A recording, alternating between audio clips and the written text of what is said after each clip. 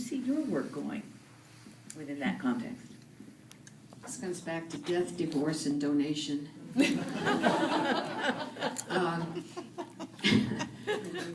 I think it's amazing because it has changed women's lives.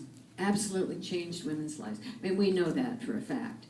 The only thing I fear is that, personally, I've created a lot of work, and there's not enough institutions in the world to acquire the work, which is why you need to support this museum, because this museum has 850 objects, and it takes a lot of money just to turn those lights on every day, and also let alone the insurance and everything else that goes into it. Ask any board member, we all go, oh my God, you know. So I do see it splitting into, again, the next generations, and that is the younger generation who are doing things that they don't like the fussiness of some of the antique things, and they're becoming more utilitarian, where in the 80s it was the art quilt, which could be made smaller and therefore seen as a wall object rather than a horizontal object on the bed. But now the younger generation are doing it for home dec. They want to decorate their homes. Their work is simpler in technique, not simpler in stitching, but simpler in technique.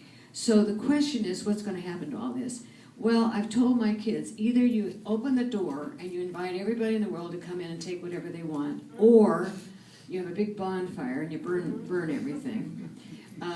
And it is a problem, because I'm facing, unlike some people, I'm facing a deadline.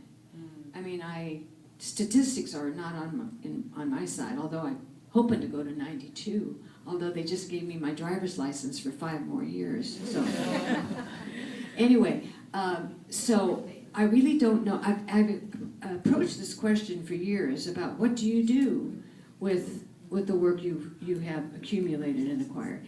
Because, I mean, for instance, just the work I have on my walls of paintings that I've acquired, not by myself, but other people. What's going to happen to those that if and when we have to break it up? But the good news is, have a big family. Best thing is to have a big family. And then you can pass it out to the family. And so, and the other thing is you get a daughter-in-law who's real good at organizing and selling things. And you put her in charge, and then maybe we'll make a few bucks off of it. So, but it is an interesting thing, but I think technology is coming into it. But interestingly enough, the article about our technology show was the author wanted us to see it take it further. Take it further. But certainly that piece in the other room, the model arrived. Taking it into the other room, that piece in there, is certainly a fabulous piece. But my first question was, how do you store that? Now, I have a couple pieces at museums, and that's their problem, to store it. But that is always the question. I once went to the Museum of American Craft, which is now the Museum of Art and Design, and I walked in, and it was a glass exhibit.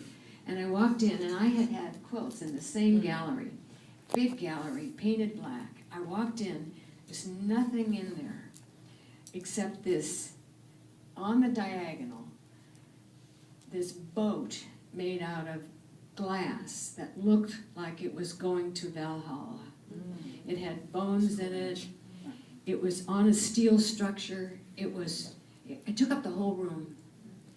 And I stood at the edge of the room and I went, how do you get this at 5th and 53rd Avenue in New York? And that's a woman thinking. See, a guy would say, I'm making this sucker that's at 50 feet long and I'm going to get it there, it doesn't matter how. So I think we as women naturally worry about what's going to happen to the work. So I think Marie, as our president of the board, has something to say to us. Unless somebody has some other burning questions. Yvonne's going to be around, and she can certainly answer your individual questions. I am Marie Strain.